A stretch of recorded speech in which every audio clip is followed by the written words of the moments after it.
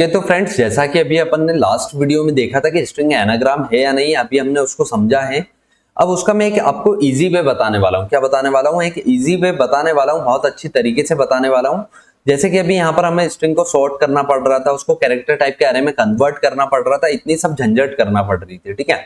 लेकिन अगर वही स्ट्रिंग आपके पास में क्या होती, पहले से यहाँ पर कैरेक्टर टाइप के एरे में होती, तो आपको कितनी इजी वे में आप पता कर सकते हो कि वो स्ट्रिंग एनाग्राम है या नहीं, वो मैं आपको अब बताने वाला हूं, ठीक है। तो देखिए यहाँ पर जो हमने स्ट्रिंग टाइप के डेटा टाइप की हेल्प लेके हमने क्या किया था, दो स्ट्रिंग को लिया था। अब हम क्या करते हैं, यहाँ पर एक कैरेक्टर टाइप का एरे पहले से बना लेते हैं, ठीक है। और इस कैरेक्टर टाइप के एरे के अंदर हम क्या करते हैं, कुछ वैल्यूज को पुट करते हैं। जैसे कि हमने यहाँ पर पुट किया ए कॉमा, ठीक है, और बी, ओके एक second, A comma B C D E F, ठीक है। तो इस तरीके से हमने कैरेक्टर टाइप का एरे लिया जिसके अंदर हमने A B C D E F लिया हुआ है।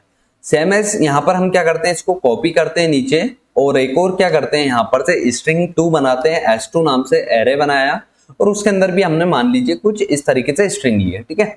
आई थिंक आप सभी को पता होगा कि कैरेक्टर टाइप के एरे को भी बाय डिफॉल्ट क्या कहा जाता है, स्ट्रिंग ही माना जाता है। तो यहाँ पर ABCDEF यहाँ पर भी है, ABCDEF यहाँ पर भी है।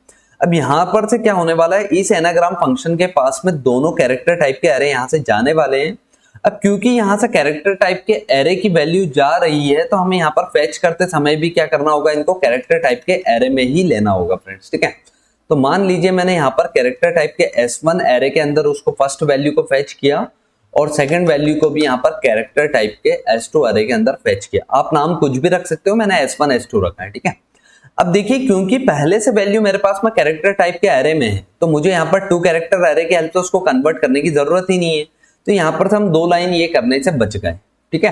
पूरा समझा रहा हूँ आपको स्टेप बाय स्टेप, क्योंकि हमारा पहले से क्या आ रहा है, जो एरे है वो कैरेक्टर टाइप का आ रहा है, तो हमें यहाँ पर उसको कैरेक्टर टाइप के एरे में वापस कन्वर्ट करने की जरूरत नहीं, ठीक है। अब आप क्या कीजिए, यहाँ पर अगर आप लेंथ को भी पता नहीं करेंगे तो भी चलेगा, ठीक है। अगर लिखा है तो भी ठीक है और नहीं लिखते हो तो भी कोई प्रॉब्लम नहीं है। लेकिन आपको करना क्या है, ये जो लेंथ नाम का फंक्शन है ना, स्ट्रिंग के साथ में वर्क करता है। किसके साथ में? स्ट्रिंग के साथ में। लेकिन अगर आपको कैरेक्टर टाइप के एरे के साथ काम करना है तो आप सिंपल सा इस वाली लेंथ प्रॉपर्टी का यूज कर सकते हो, ठीक है।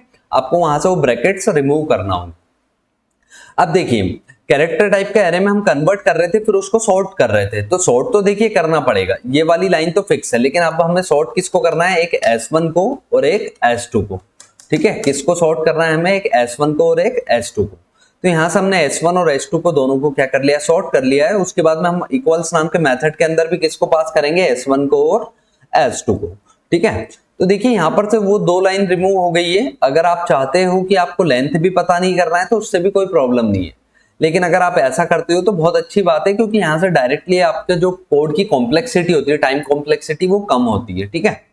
चलिए, तो यहाँ से सॉर्ट करा दोनों हमने कैरेक्टर टाइप के एरे को, फिर हमने इक्वलिटी उसकी चेक कर ली। तो देखिए यहाँ पर अभी ये वापस से जो हमारा प्रोग्राम है ना, वो बनकर तैयार हो चुका है।